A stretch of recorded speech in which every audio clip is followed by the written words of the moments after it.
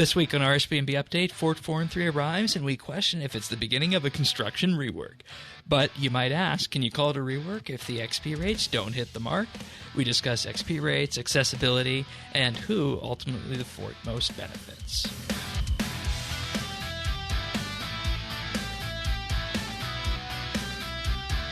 This is RSBANDB Update, episode 922, recorded Thursday, February 16th, 2023. Constructing Nobility.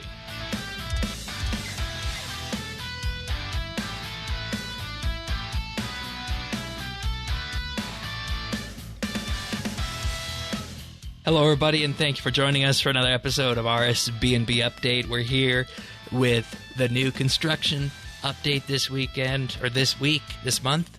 I don't know what I'm talking about anymore. Anyways, it's been an interesting week. Hi, Tanis. Hey, Shane. Also joining us here this week to talk about Fort Forinthry New Foundation is Zerdones. Welcome. Hi there. Good to be back. You'll remember him from various Quest weeks, and I think you were on for some of the Elder God War stuff last year, Clan Quest member and such, so welcome aboard again. I realized that, we kind of need to do a bit of a Quest week, even though it's a Quest week in air quotes this week, because, they said that this was going to open up with a mini quest, but it actually counts as a quest. We got a full quest point for it, so that makes it a quest week despite what we got here. But we'll get into that in just a couple of moments. If you're joining us for the first time, you can follow along in our show notes at update.show. You can also check out our friends chat, BitsBytes, and we have a Discord at rsbnb.com/Discord as well. And of course, you can find Tanis and myself in-game at Tanis79 and Shane12088, respectively, and Zerdones is just, I think you're just Zerdones right now, right? Yep, that's the one. All right, good.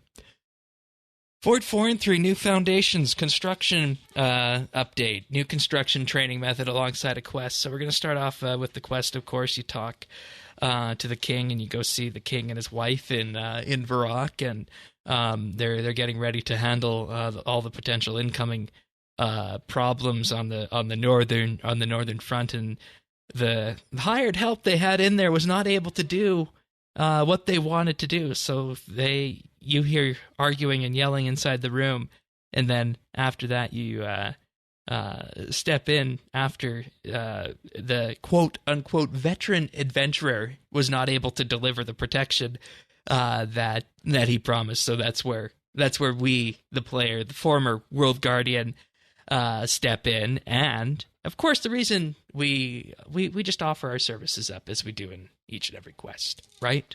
And it's quite interesting, and we'll get to I want to come back to what you said in pre-show, Zerdones, about that very first RuneScape quest and what that means now for this. But the king says that if you're able to build this fort and defend it, he'll make you a duke or a dux or a duchess, right? And that's what and that's what this whole quest is about, is that you get a cutscene showcasing the impending threat from the remaining Zamorakians and such, which is still foreshadowing what's going to be happening in the storyline, I guess, going forward with the emphasis that Zamorakian forces could be preparing another attack, this time directly on Mistlin, of course, and as such, you need to build the fort and protect it. And the quest involves you going to what will become Fort Forinthry and building the walls and the first workshop building for that quest. I feel like this was, it didn't need to be a quote unquote actual quest. They just did that because of I think the pure length of it, right? Because it wasn't mini quest in length. Yeah, there was nothing mini about this.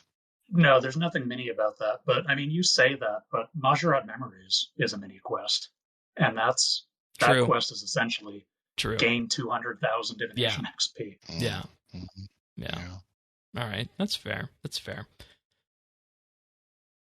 Quest-wise, I feel like this was kind of just setting the table for where we go in the next quest. We know the next quest is going to be a murder mystery quest. Anybody want to bet that the guy who gets murdered is going to be the one who was sent away here, the veteran adventurer? Or is that not high stakes enough to be tracking down the murder of this veteran adventurer? No, I think it's going to be a new. My money, I'm going to put my chips down on new character, minor nobility. Okay. And then with us being the new Duke or Duchess, then it falls to us being, in effect, in charge of the fort to figure out exactly what happened at that murder mystery. I think they said it involved a dinner or something, too. So who knows if, it's going to be in the fort. But you have to imagine that the fort will come into play, because they said the requirement for the next quest is actually completing all the Tier 1 buildings for the fort. So that's the reason why you want to do this now, if you want to complete the quest that I guess at this point is coming in March. There's also the effort that you have to undertake to kill a few armored zombies. Not too much trouble with that there, right? No, low level enemy is 750 health. Yeah, I was able to just use my pickaxe there, so yeah, so that was fine. And we also got to say, just in general, quest wise on this environment and storytelling, it makes for a perfect onboarding point for somebody who is new to the game. I have to say, I do have to say that, and for that reason, I'm kind of a little bit disappointed with the way the XP side of the update went, but we'll get there after. I think the other thing I want to highlight from the quest, and in particular the wall building effort, aside from finding ways to make the Zamorakians pay for the wall, you can actually two-tick the wall progress. So that was interesting, and I tried two-ticking inside after the fact, but realized that no, you just got to follow along the optimal construction hotspot. So it's only for building the wall that you are able to two-tick that. Well, even that's not nothing, because that is a lot of wall building you have to do. Yeah. And I guess that's why people were stocking up on limestone before the update dropped. And I think we have to make note at this point, just to the sheer number of people out there who got merched this past weekend on that because of them buying limestone on the GE, when in reality there's a limestone stock at the fort. There's a limestone stock in the Morton area. There's a limestone stock in Celtigrim. There's a limestone stock in Prif, and then you just have to process it. And or you can do mine. There's a mining spot right next to the fort. Yeah, there's a mine like 30 tiles away. You can walk. You can see it. You can see it from your house. It's just a little weird that happened, right? Like, maybe it's because we didn't know how many of these we were going to need, but it's less than a couple hundred for the entire quest in the first set of buildings. Yeah, I mean, to get the whole quest and all tier 3 buildings, it's 630, I think, in total, something like that. It's not more than 700. So yeah, buy out Celtigrim, buy out Prif, you're done. And then the same thing when you start talking about the buildings in terms of the amount of planks that's needed. You don't need to get merged for those either, because anybody who's been doing their mahogany planks with their plank maker is going to have enough of those. And, Saren Spirits drop teak planks more than they have any right at doing that. And then you just have the oak planks are the ones that are a little hard to get. Yeah, oak and normal. Yeah. Though I think you can get normal from the armored zombies, I think. That could be. I know oak you can get from, I think it's Easy Clues. Right. Which I do. I've done a lot of Easy Clues recently. Okay, so you would know that. And, it's interesting looking at it from that perspective, because that kind of shows what the Iron Man would do on that. But I think at that point, that's where we kind of shift into the discussion on what happens with the actual content around here. And we can talk about the XP rates now, because there's really nothing else to talk about with the mini quest angle at this point, because you in effect just finish the wall and finish the workshop and then report back to the king, and then that's it. Quest complete. You get a quest point, and away you go. It's really just introducing the major characters. Like, there is a little bit of running around you have to do. You have to run over to Barbarian Village and Draenor Manor. So, like, it's a nice little... Sort of structurally, it's very similar to Cook's Assistant. Like, Cook's Assistant on structural basis this is the Lumbridge area, and this quest is very much, this is Misthalin. This is here's where Varrock is, here's where Barbarian Village is, here's where Draenor Village is. There you go. All right. So let's keep that. Let's set that aside, but keep it in our mind. Somebody who's just started playing the game, plays this quest, wants to train the construction skill. You're presented with XP rates here. And we're going to talk about some of the weird stuff. But first, I want to talk about the XP rates that I think make sense, and we're a long time coming with this. So, on that note, you can make the stone wall segments from your limestone bricks, and in doing this, you're looking at about 125,000 XP per hour. 125,000 XP per hour. You can do this at level 1. That's pretty wild. Yeah. Planks are, in effect, I think, the money-making method of this update, in that regular planks are 7.2k XP per hour, oaks 14k, teak 21, and mahogany 33-ish. Then if you go up to refined, you got 12.4 for regular, 24.8 for teak, and 37.3 teak, and 58 mahogany, 24.8 oak. Sorry about that. Then if we're talking about frames, that's 23.7k for regular frames, 47.5k for oak frames, 71.3k for teak frames, and 110.9k for mahogany frames. And the idea behind this is that planks will go into refined planks, and then refined planks go into frames. Costs 4 planks to make 1 refined plank, and then 3 refined planks to make 1 frame, and then all the buildings require a certain number of frames and 6 stone wall segments for that. And the way I see this, and we were talking about this before in pre-show, wondering who this was for. I think that limestone wall segment one is going to be a pretty good way of starting off construction training without needing to, in essence, break the bank, I think. That's better. The rate of that stone is better than it feels, because I thought it was all token XP, essentially.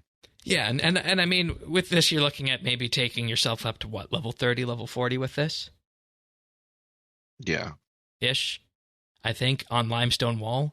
And then if you want to start looking at how to make money with the construction skill, if you don't want to use a plank maker, there's your options right there in either planks, refined planks, or frames.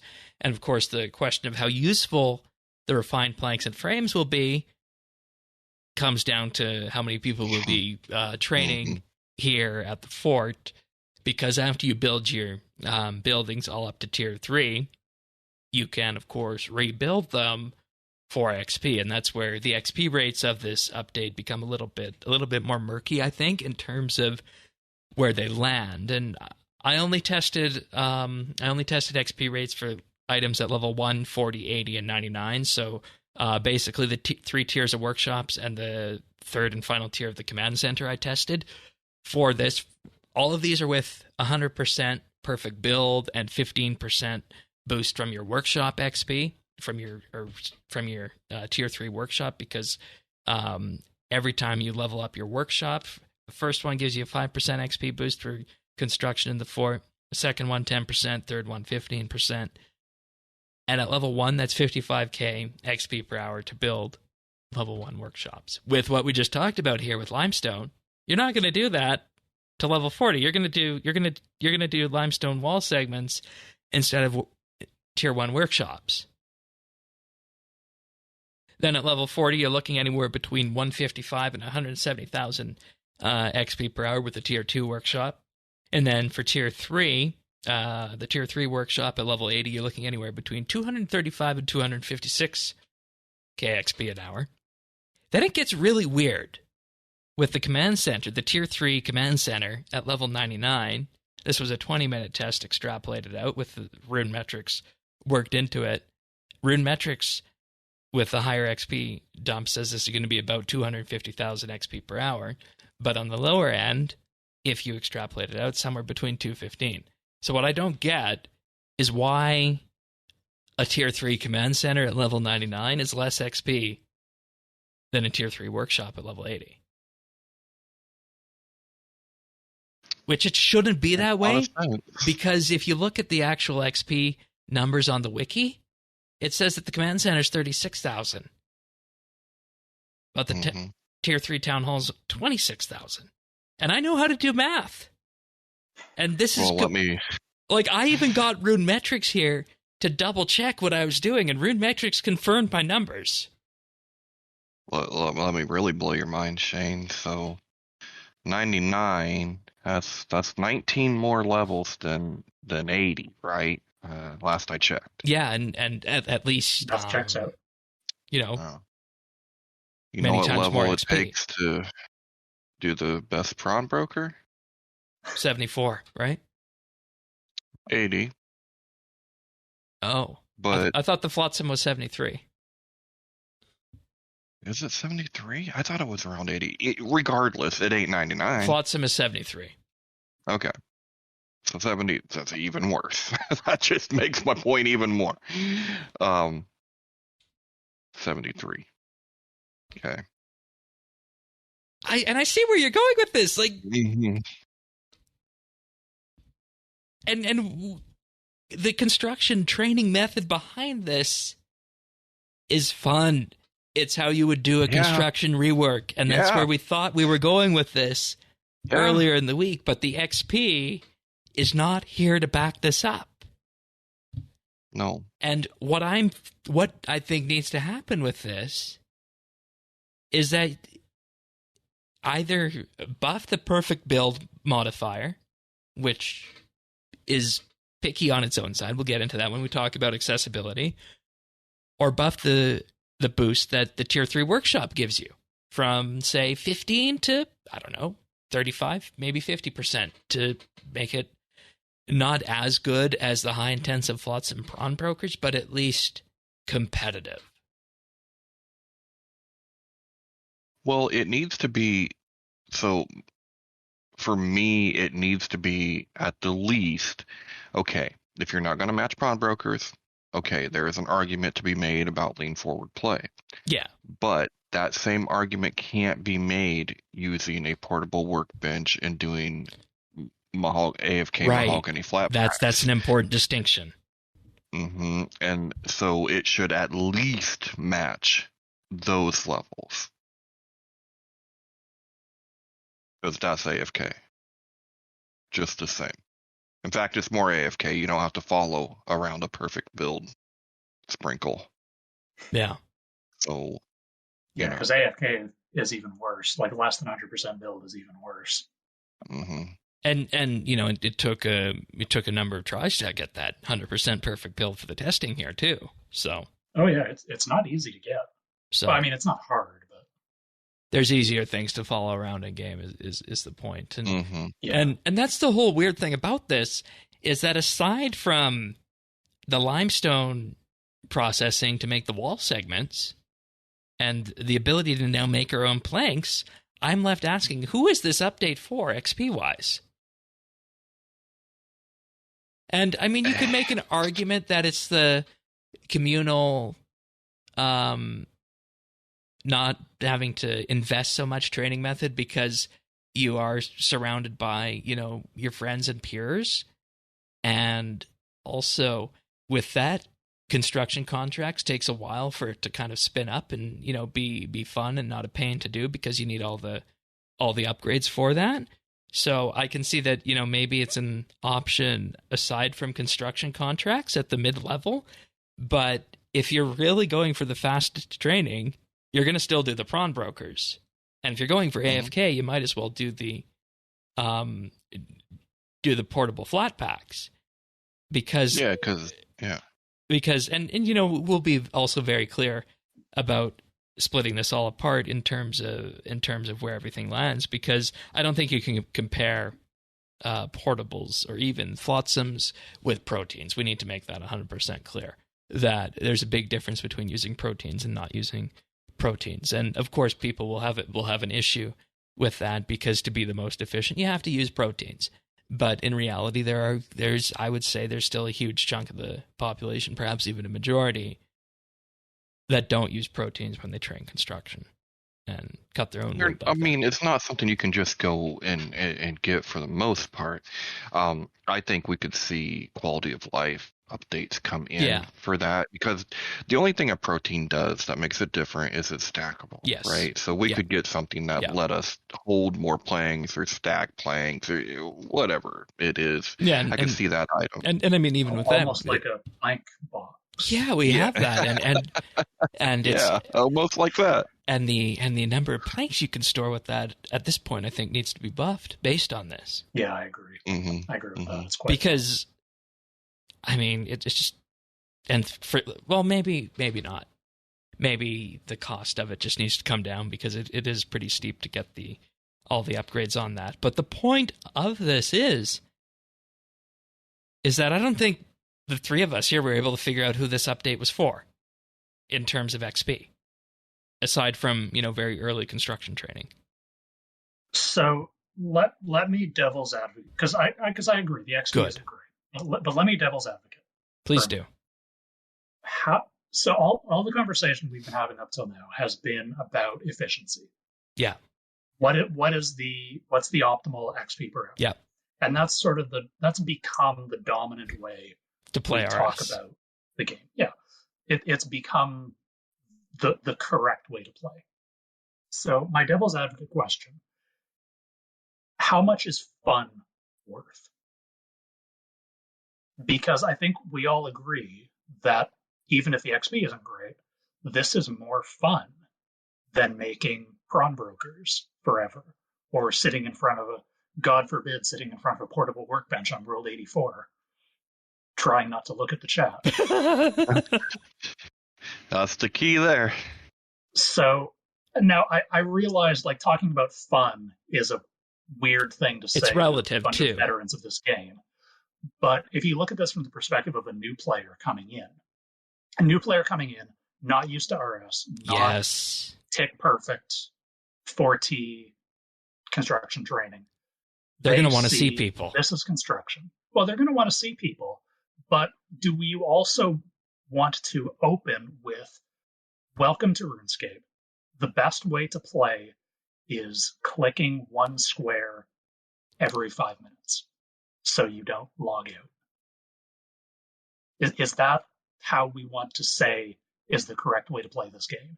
Is that the best way to introduce this game to someone who's never played it before? About sums it up. Yeah, that's actually a really good point with that. And maybe, and this is kind of where we went on this with that, is that, this is kind of, like you were saying, Tanis, we had the Wars Retreat PVM hub. This is the Forinthry skilling hub.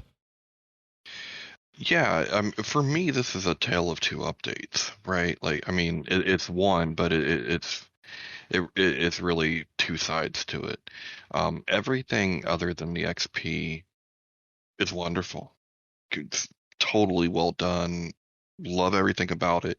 Yes, I find even the training method itself is fun, it is more fun than some of the other methods. That being said, for me, and I think I really found this out playing Fresh Starts. Fun for me is that XP drop, right? That's that dopamine for me. It's like the PVMers get, when I see that fireworks go off and I'm getting these levels, and that to me is rewarding.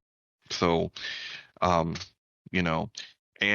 I don't need a lot of people around me. In fact, they're usually just a pain in my ass, to be completely honest. So, that part of it, you can take it or leave it for me. but everything that was there when we talked about it last week, I remember thinking, that's nice. I don't really need it. That's nice. But then when I was there this week, and I'm like, oh man, this workshop has a furnace and stuff. Okay, that's cool. And then I'm over in the command center, like, oh dude, I could do my kingdom right here. Mm-hmm. Oh shit, I can do Anachronia's right here too. Like, it was different when it was here. Like, I know when we talked about it, it seemed like, okay. But having it there, completely different feeling for me. Where I was just like, oh wow. Oh, I can do I got everything right here.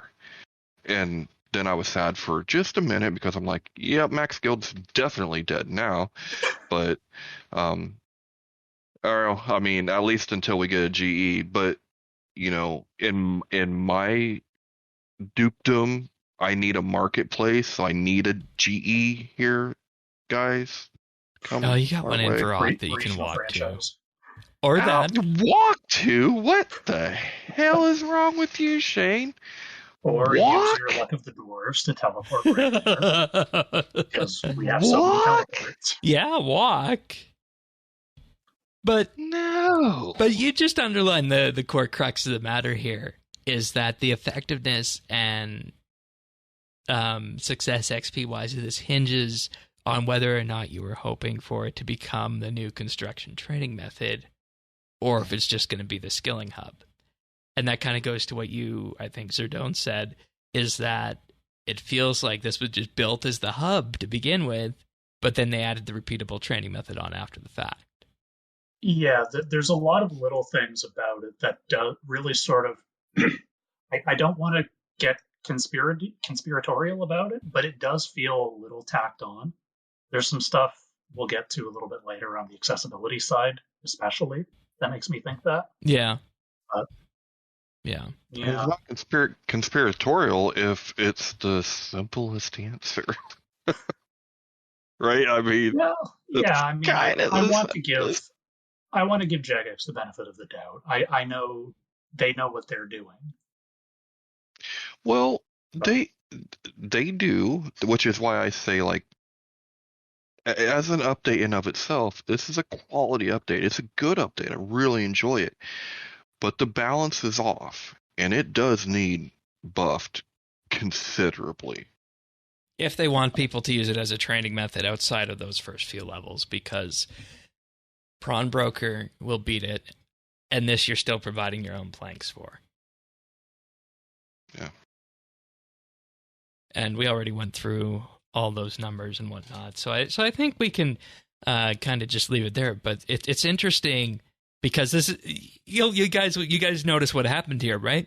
Tanis, you came in here saying that the XP needed to be absolutely buffed, but here you are. You found it. You found a silver lining to this without even me prodding you to do that. Oh, well, I mean, I had a silver lining coming in. Like, I liked the update. Like, I liked everything about it, right? Now I had a nagging feeling that maybe the XP wasn't great, but I didn't pay attention to it until yesterday. The first 3 days of this week, I mean, not only did I enjoy it, but dude, I chose to play this update over another truly amazing game that I've been playing, and I wanted to play this instead. Like, to me, that says a lot. Yeah, Jagex should take note of that. In all honesty, because I bet there's other segments of the population out there, and I'm sure they have metrics to know how many people have logged in addition to what they had previously before this, to know kind of what sells and what doesn't. So they have metrics on that, and I guess the question with this just going forward is, are they happy with where the XP rates are on this, or are they going to be buffed? I would like to know so that I will know whether to make frames or invest in portables. Well, I mean, you know what I mean? I mean, but that's what it comes down to, right? Like, I mean, I probably already made too many wall segments for now, but just in case we get buff, I got them. I think another thing that's worth bearing in mind is Fort Forinthry is not finished. That's true. Like, we are, and the mods have said this, we are getting more content in the fort at least over this coming year, possibly beyond. So who knows? Maybe in 6 months we'll look back and say, "Oh, how foolish we were." Yeah, and that's a good point, because you don't know what the other buildings are going to be. It does feel kind of cramped now, if I'm being honest. So I don't know where they would go. But yeah, I had that thought too. But yeah. Go ahead, Tanis, then we'll move on to accessibility. Oh, I was just if we get anything, I hope it's a way to kind of do a little bit of customizing, some decoration, some stuff like we had with the aquarium. Well, you can already, and I was going to talk about this later, but I'll talk about it now before we move on. If you talk to Zoe outside of one of the buildings here, I guess it's your own house, you can change the season. And that changes the color of the trees. Yep. You can choose between the 4 seasons, and the trees turn between, being orange, being snow-capped, having flowers on them, or being in a pre-bud state. And then inside the chapel, you can change what god it's aligned to. With the Tier 3 chapel. With the Tier 3 chapel. Oh, okay. Yeah, I did see some people saying, why can't we not have a Saren-aligned chapel? Because Saren's the villain. I mean, I guess ours. We're done. Saren's no. gone. I mean, you got Saradomin, Zamorak, Gothic, Zaros, and Armadil. Saren. Brassica Prime Cathedral or Rewrite. Yeah, that would make sense, actually. For a Brassica Prime one, all you got to do is take the Gothic's color scheme, change some of the icons, and put a piece of cabbage on the altar. We live, we chief. Why are we allowing Zamarakian alignment, right? I mean, they're not sending their best. We've already discussed this. All right, so before we move on and talk about the accessibility of Fort Forinthry's new foundations, I want to thank our Patreon supporters for this week for enabling us to do what we do here at RSBANDB Update. In particular, this week, I'd like to thank Alfie S., Amos Reed, Andrew C., Arvids L., Beekeeper Steve, Big Huge Rat, Bryflex, Chunk the Monk, Cycle RS, Drama Free, Duramax, Enrique V., Free Milk, Jacob G., Jade Gizmo, Jason S., Jeebus, Jesse W., Keski, Ling01, Mohan V., Nate the Great, Nick G., Pernasius, Ricky A., RS Nerdherd, Samuel FL, Scott DS, Shirtpants, Stub Eve, The Naked Captain, The Dabbing Goat, Tim, Tom V, Zant, and Zazakon. Thank you, everybody, for your support. It truly means the world to us. And if you want to know what these guys are just supporting, head on over to patreon.com/RSBNB. There, you can support the podcast for as little as $1 a month. And with that, you gain access to an entire back catalog of monthly bits, including our most recent discussion that we had earlier this month on the topic of drops in RuneScape and whether or not boss drops could be made more common so that you don't need to grind out a boss and we don't need to invest huge amounts of time into it. I know that sounds antithetical, but we did have a pretty good discussion about that. We also got specials from last year on Dailyscape, tier list, skill tier list, PVM boss tier list, holiday events, you name it. Lots of fun topics over the last year. But you can have any of those. In fact, up to 55 of them now at this point for as little as $1 a month. And in doing so, you'll also be helping support the cost for hosting and production of the podcast. We also do have a VIP tier for $3 a month where you get a special mention in our show notes at the start of the month and access to high-quality stereo versions of the show, plus a Discord chat channel and rank for that. And if you want to give the ultimate gift, you'll get a shout-out on the podcast each and every week and gain exclusive access to the outtakes we use to make the clip show at the end of the year for $5 a month. So big thank you to everybody who supports us. So we're doing our roundtable this weekend. If you're hearing this on Friday, it's happening at 9 p.m. game time on Saturday. If you're listening to this after the fact and you're a Patreon member, there will be a recording of that up. We always put those up on the Patreon websites and other Patreon members benefit. But of course, we're also angling at some point. We're a little bit less than halfway there to do the Hot Ones challenge. I was trying to coax Sirion into this last week, and your mic cut out, Tanis, at that point. Oh, you almost had him too. Yeah, I know. I think we could probably convince him of it. Zerdones, do you like hot and spicy things? I do like hot and spicy things. Okay.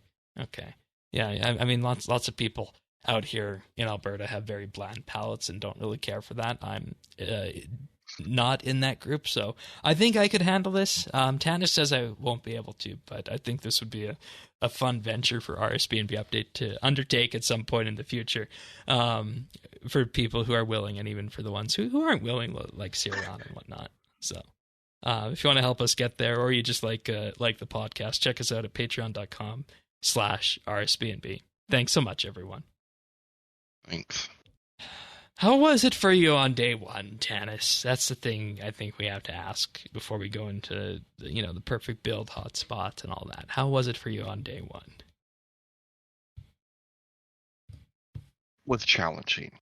At the end of the day, it was challenging for many reasons. One, because and we can debate whether it's a good thing or not a good thing, but because it is open to everyone, because it is an instance, it made it very difficult for me to try to find things because of all the visual clutter that people bring in. So that was difficult.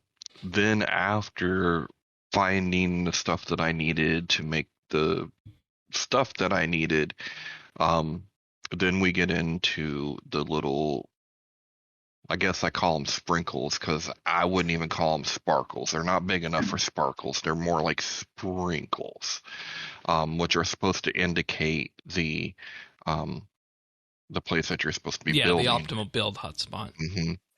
Now, the difference between this and, say, either a Rockatunity or a Time Sprite is those are smaller clusters that when you spin your camera around, you can see the whole kind of area that you're going to have to go to back and forth. Sure. This is spread out to a point where it's beyond my field of view, so I can't do that. And something Zardones had brought up before too is when it disappears, it just disappears and it just reappears somewhere else. It doesn't like take off and have a trail where you could kind of like follow it if you saw it leaving, where you would know, oh, it's behind me now, or this or that. Yeah, the Time Sprite does that really well. Yeah, and so that was really difficult. Now, eventually I did figure out that the mouse over text does say optimal, which was good because I really can't make out the sprinkles sometimes. Like it's just too small. I don't see them at all, and so I look for the mouse over text where it says optimal. But as you can imagine, that's kind of cumbersome. Yeah, and for new listeners to the podcast, we'll preface this by saying you're playing with magnifier so that you only in effect see around the area where your mouse is at what, 250%, I think, or more. Yeah, it's about 300. Yeah. Okay, 300. What about the audio cue? The audio cue was nice. That was something that I was glad to see. But I also thought it was, I mean, it's subtle. Which, that's fine. I'm glad it's there, like, just in general, right? Yeah. I mean, the best way I could describe it is, generic workshop sound, saw, sander, kind of all that stuff combined into one. And I think the question then that comes up from that is that, a sound effect that's just, designed to increase immersion, or is it more accessibility related? And does it need to be more accessibility related? Because did you know what that was before I pointed that out? No. I just thought it was regular. Yeah, and it only happens around the optimal hotspot So, and I mean, it's pretty important too, we need to say, because you're getting a 20% XP buff by keeping that perfect build going. Yeah, and and I find that like it's very discouraging for me, right? Like there's none of those buildings can you turn to where you can see the whole thing, like where you would be able to click and follow it, like actively, like, and without that, the XP goes so far down that it's just like and the numbers we pointed out earlier were perfect build numbers, so shave 20% off that even more. Yeah, you lose that percentage fast if you're not following. And it doesn't recover. And, maybe like archaeology, a bit of feedback on that would be to make it recover the longer you're on the perfect build hotspot. Mm-hmm. So, okay. So in general, you'd say it's not an F, but it's not as optimal as it could be then. Yeah, I would put it somewhere around a C. All right, fair enough.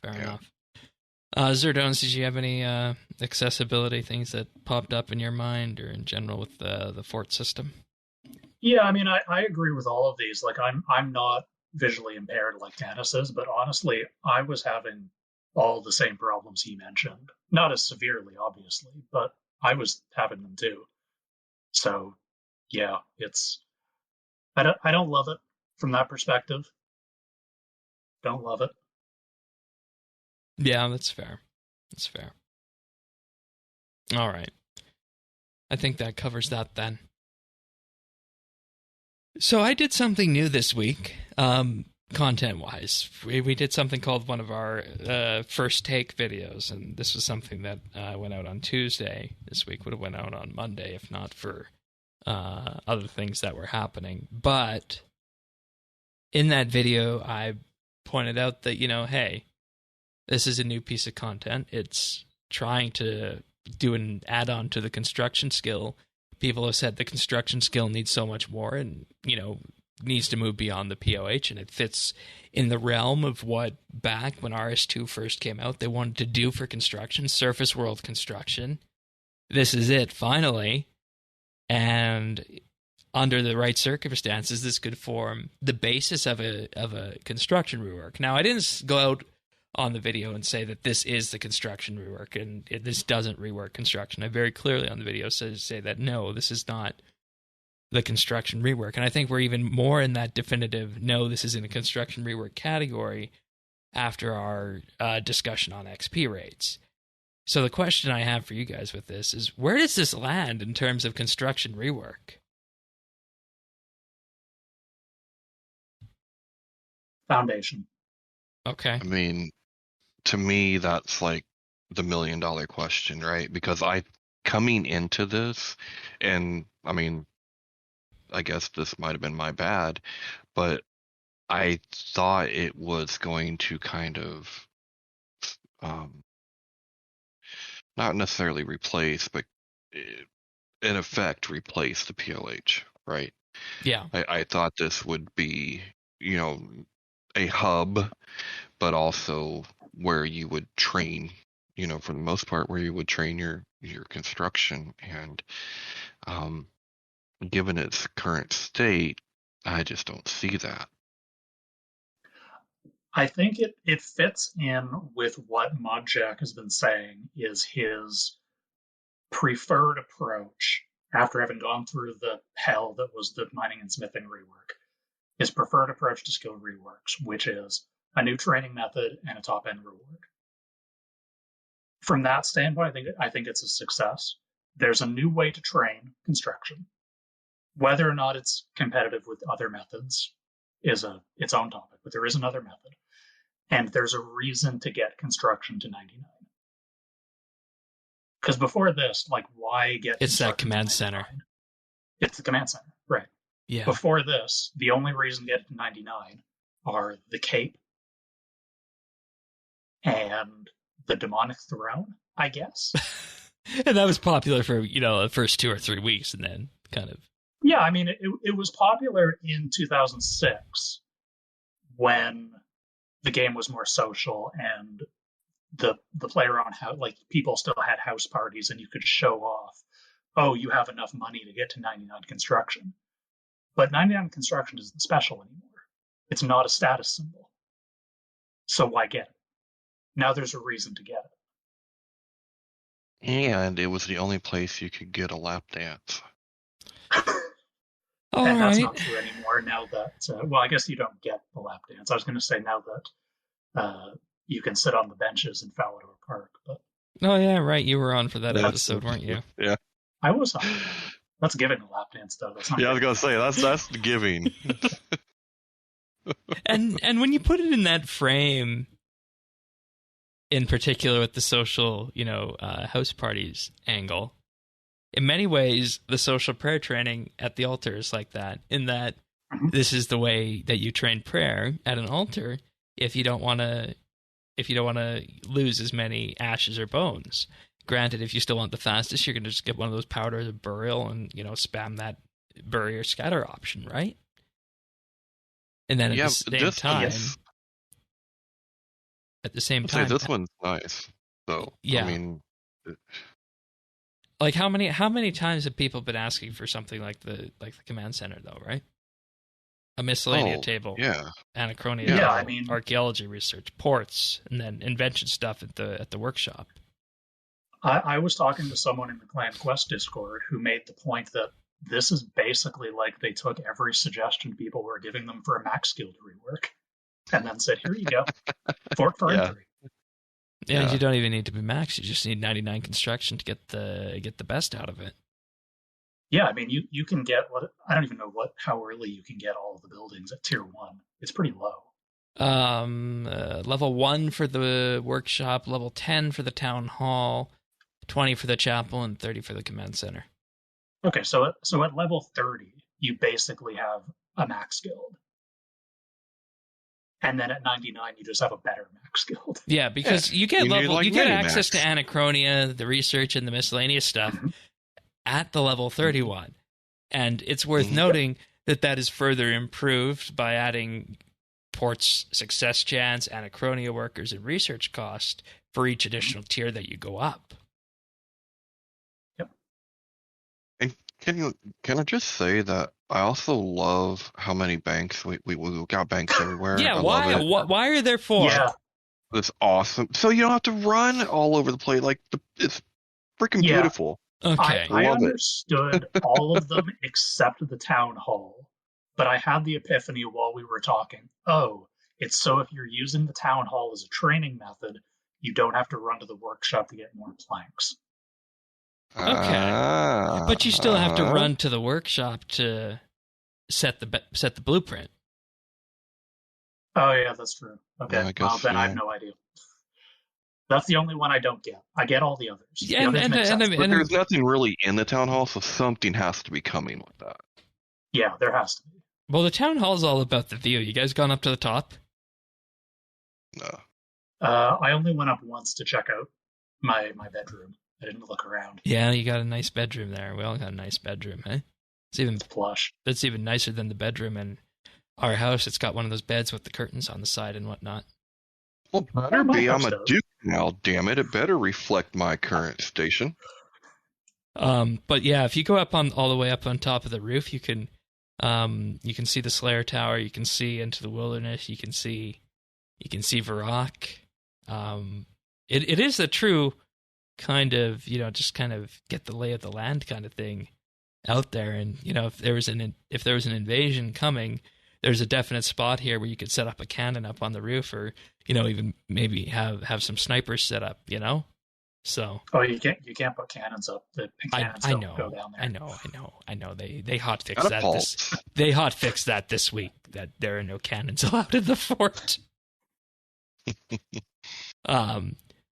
But the more and more we talk about this, the more and more I think that, and Tanis, you're not going to like this, I think that the XP rates don't matter.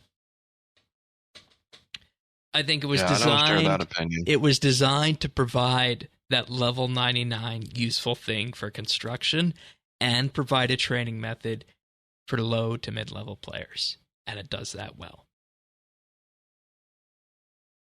If you want the most optimal, you're going to do, like we said, you're going to do your portable flat packs, or you're going to do your prawn brokers if you want the most optimal XP. But if you're low to mid-level, I think the fort works fine. Even limestone works fine, level 1 to 40-ish. And then at the very high end, you got the command center reward and all the other buildings. And I think that's the true story of what happens here with the fort. Right now, before we get any other buildings or add-ons to it. I know you weren't planning to do that, but you kind of just told me that there's no problem with this. Well, I figured you would find a way to get there eventually. And I mean, I'm not being paid to do it. This is just what I think.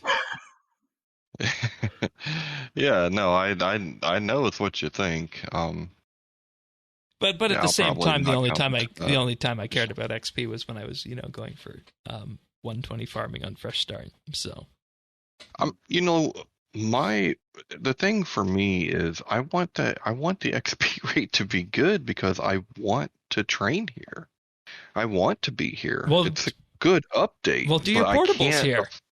That's what I'm going to end up doing. Yeah, I mean that's what I'm going to end up doing. But well, it would be a good place to do anyway. Yeah, I actually just hopped to World 84, and it's already the workshop here is already taken off as the portable spot. Interesting that it's the workshop and not around the well.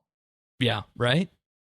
I feel like that's where they were expecting it to be. Yeah, I don't know why people are doing it in the workshop and not at the well. That's a very, very good point. Proximity to the sawmill, maybe? Probably because some asshole decided to line fire in the workshop repeatedly, filled the whole thing full of flames. Burn it down. We can't destroy the buildings and remake them. We have to burn them. Oh.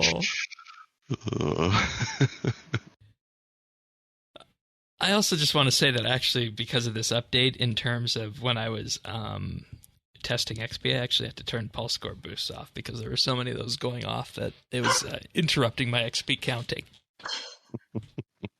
Yeah. But I came in here concerned about the XP rates, and I'm not concerned anymore. I think that the fort will have a way forward for people who want to use it for portable training, for people who want to use it for construction training, and of course for the people who want the most efficient stuff. They already got those. So, and it does provide a blueprint if they wanted to do more surface world construction at some point in the future too. So that ticks all the boxes for me, I think, minus the accessibility stuff.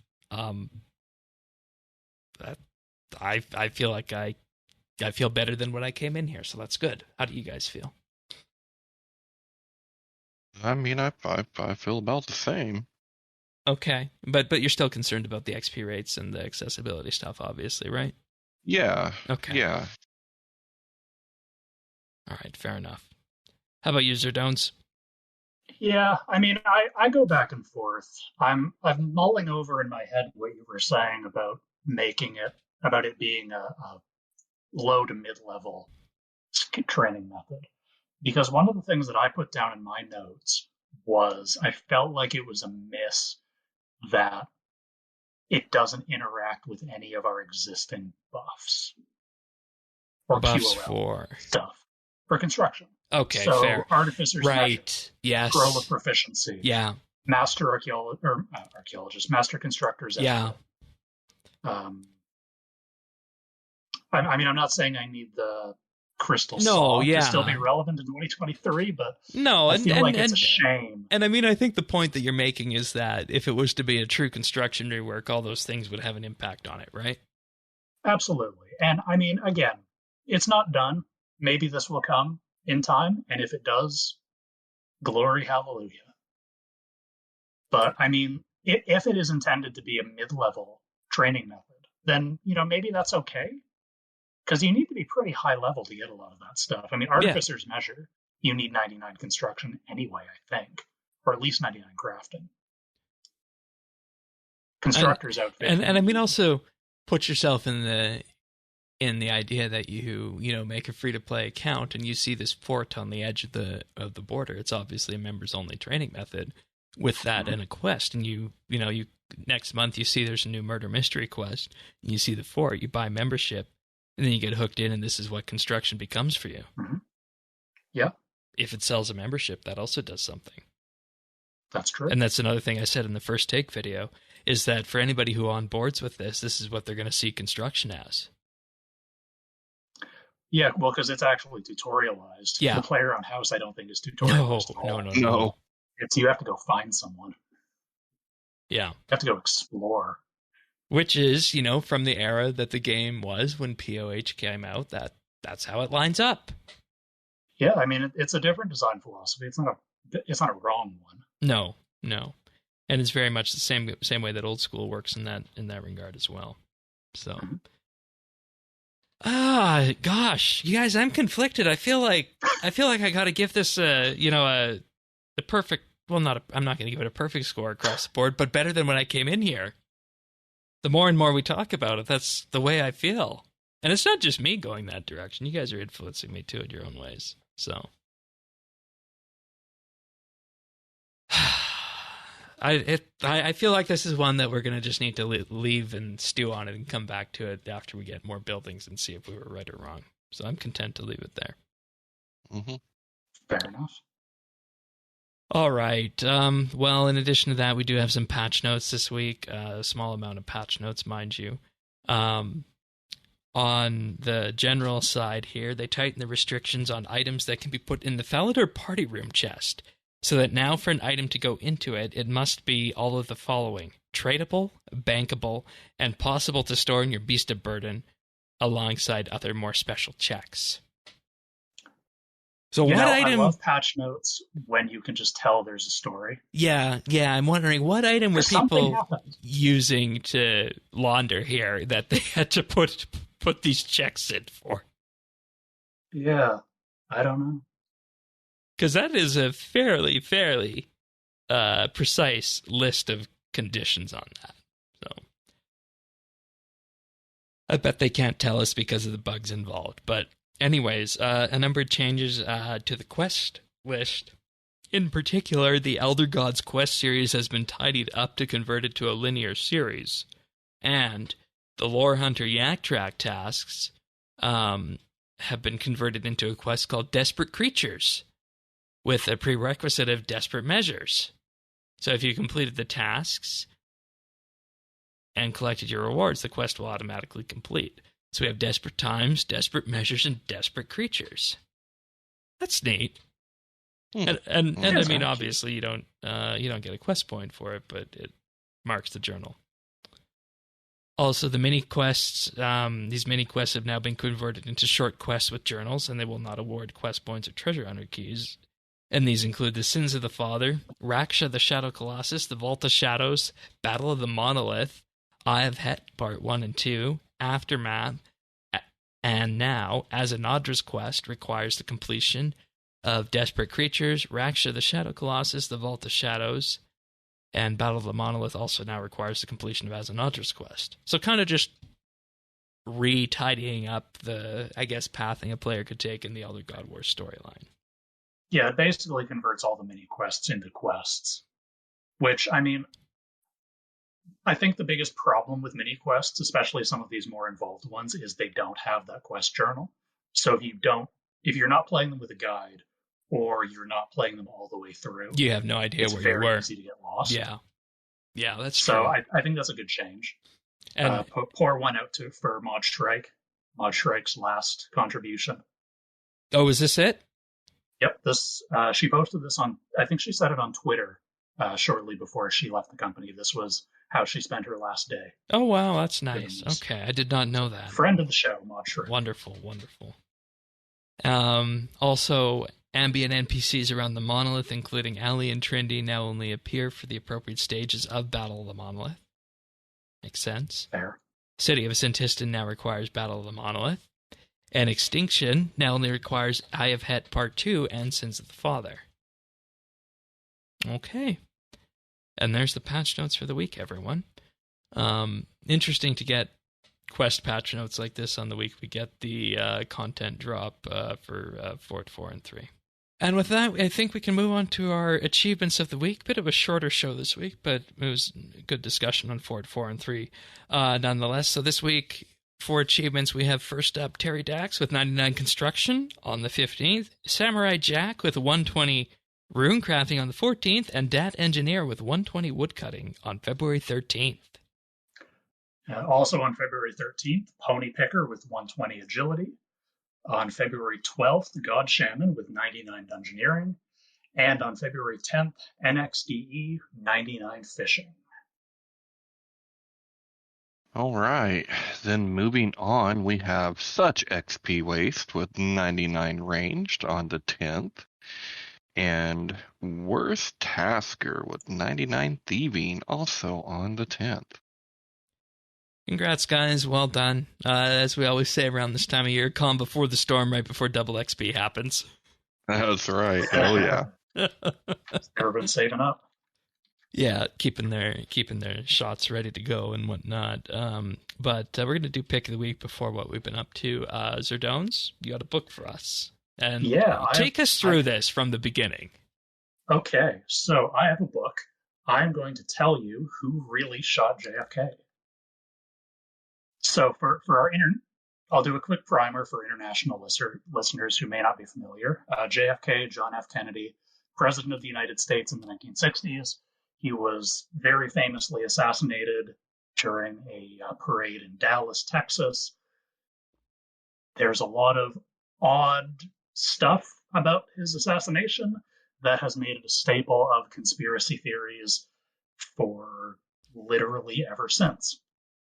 It's probably one of the more popular conspiracy theories in the United States, I would say. And here's another one. So, Mortal Error is the name of the book. It was published in 1992, and it tells the story of Walter Donahue, who did not kill JFK. Spoilers. Walter Donahue was a gunsmith who got really interested in the story. He read the report, the Warren Commission report, the subcommittee report, talking about like what happened, the official findings on who assassinated JFK. And he read this, and he's a gun guy. He's a big gun guy. He realized that the ballistics don't make any sense. So the official story is that Lee Harvey Oswald fired 3 shots from a bolt-action rifle. One missed. The first one missed. The second one hit Kennedy in the neck and went through and hit the man sitting in front of him in the car, the governor of Texas. And then the third shot hit Kennedy in the head, blowing his. You know what bullets do when they hit heads. You've played video games. Donahue realizes that Donahue's theory as a gun expert is that the first 2 shots make sense. They behave the way you'd expect for a bullet from the gun that Oswald had. But the third doesn't make any sense. It doesn't behave the same way. The trajectory is all wrong. He finds something very fishy about it. So the book goes through over the course of 25 years. He investigates this. He finds all these little leads. Long story short, this is his theory. So Kennedy is driving down Texas. His motorcade is going through Texas. Oswald fires off 2 shots. Behind Kennedy is another car full of Secret Service agents, the president's bodyguards, and they're carrying assault rifles, because of course they are. One of them hears 2 shots, looks around to try and get a target. His finger is on the trigger because, someone has just shot the president. The cars in the motorcade, their velocity changes very suddenly because someone just shot the president. We're going to react to that. The Secret Service agent isn't ready for that. He's not bracing himself because he's looking for this shooter. He stumbles, lets off a shot, and that's the third shot. And I just want to say at this point, a lot of people who haven't handled guns before don't know that the amount of pressure you need to discharge the firearm isn't always a lot. So something as simple as the car speeding up and you shifting your weight the wrong way could do it.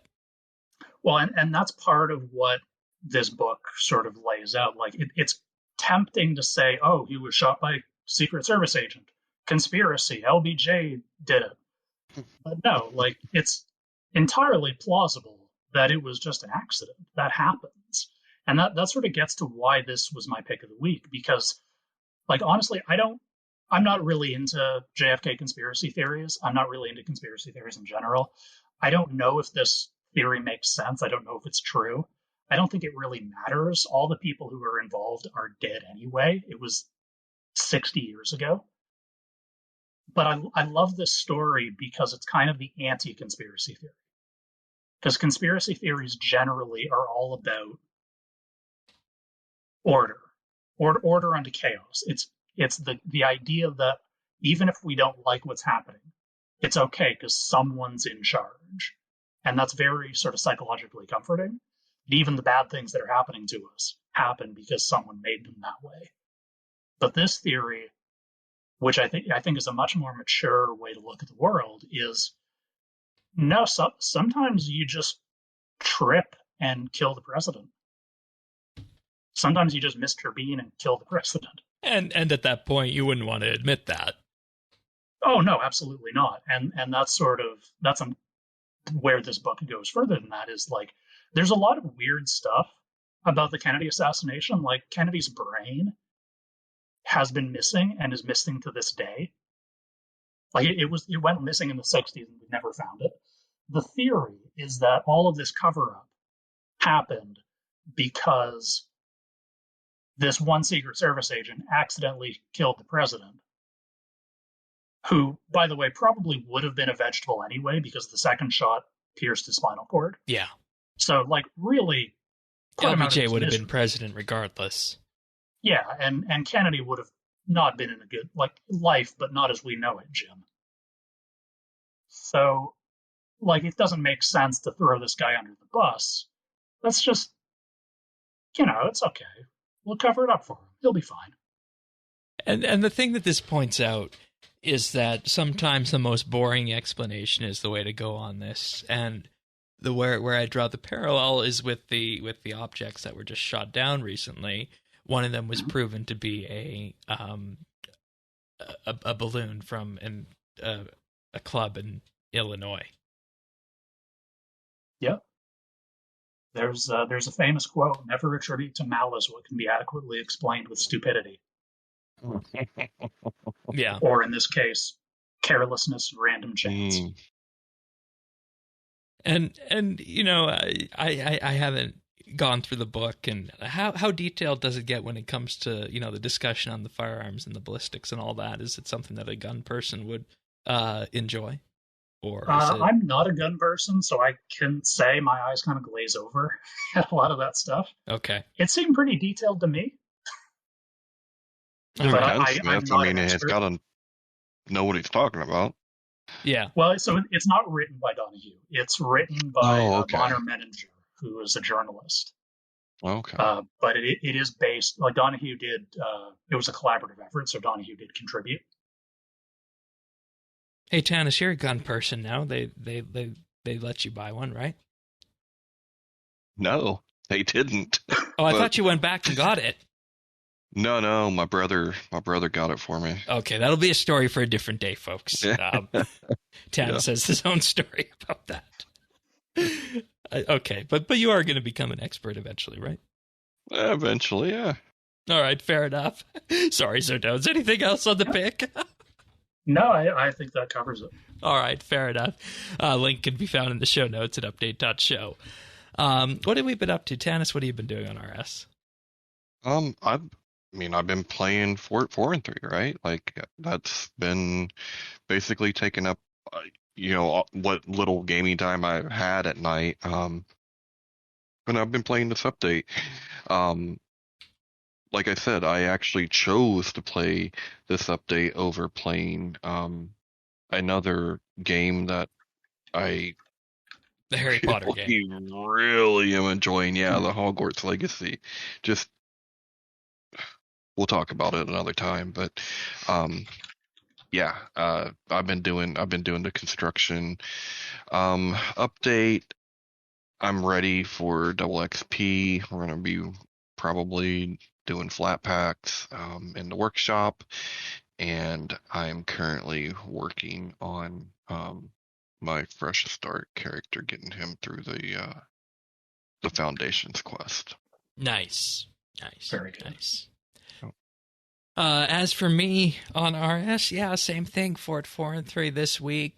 In terms of just, you know, building up all the buildings, doing the XP testing, the quest and whatnot. So it's always fun to kind of get back into that mode. You should have seen the amount of paper I had on my desk yesterday with the notes that I was working on with this. It didn't make sense to me at the point, but I'm glad we kind of nailed that out as we moved through and came to a conclusion on what the fort is good for and who it's for with that. But aside from that, dailies, kicking up that passive money making again. I have decided that at the round table, I will be getting 200 mil farming this weekend. So Patreon members will see that, and everybody who is a patron is invited to that on Saturday. It's been a long time coming, but I've got to a point now where I've accepted that it's going to happen, and at this point I'm not trading farming because it was being delayed, so it's just time to do it. And I was also missing out on a ton of passive income from the dinosaur roars. So that was the final decision in getting back to it, and I've also decided that my 200 mil cape will be my inverted 120 cape that I brought over from the fresh start stuff. So I'll be showcasing that around as well.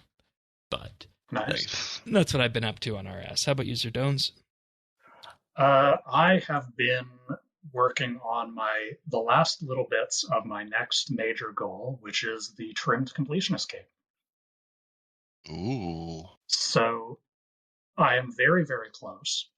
Just today, I knocked off fish flingers. I got my last tackle box. And I never have to do that again, except I do because I still need the outfit. Oh, God. That's a separate issue. Yeah, well, that'll be a lot easier because that's only 140 times 4. It's about 500 tokens and not like 3,000. Oh, okay. That's a way of putting it. Yeah. But honestly, the tickets are the worst part of that because with metal enhancers, you get metals super fast. Right. You need 500 medals, but you can get up to 4 in a single game. And with enhancers, 1 enhancer charge doubles the number of medals you get. So you can get up to 8 per game, and you only really need like 30 charges to get all 500. Very easy. Interesting. Tickets are awful. And you're maintaining Master Quest Cape and all that through this too, right? Yep. Okay. All right. I've got that. So left on my journey, I currently have about 2,200 Barbarian Assault points to get all the Barbarian Assault rolls. And I need to smash Virago on his big fat bonds. Oh, you haven't done that yet? I haven't done that yet. Yeah, get some people from Clan Quest together. I'm sure we got the people who can organize that. Sure. But that's it. Those 2 things, and then I'm done. Wow. Just in time for the Necromancy skill to come out this year, and I have to get 120 Necromancy probably. Yeah, that's actually a good point. It's actually a good point. I had an interesting thought about Necromancy, about the quest and whatnot, in relation to the fort and the quest. But I'll save that for the round table when Sirion is there, just so I can annoy him with the speculation, because I know he doesn't like speculation. But that sounds good then. Wonderful. Well, that's pretty much it for this episode of RSBANDB Update, folks. Thank you everybody for being here, Zerdones. Always good having you on the show. I'm glad to be here. Tanis, myself, and others will be at the round table this weekend, and of course we'll be back next week with another episode of RSBANDB Update. If you want to have that automatically delivered to you when it arrives, you can subscribe. We're on any number of podcast listeners out there. We're on Apple, Google, Pocket Cast, Spotify, Stitcher. And, of course, YouTube at youtube.com/RSBANB. If you want the list of podcast aggregators, you can get that at update.show/subscribe. And, of course, if you like the content or you like what we do here, give us a like and subscribe on YouTube. It greatly helps the show out, especially if you like that first take video that we did earlier this week. Got lots of good feedback on that, so thank you, everybody, for that. It meant a lot to hear that, and gives us some ideas about where we can iterate on that kind of content going forward on that. But with that being said, we'll be back next week for another episode of RSBANB Update. See you then, everyone. Take care. See ya. Bye now.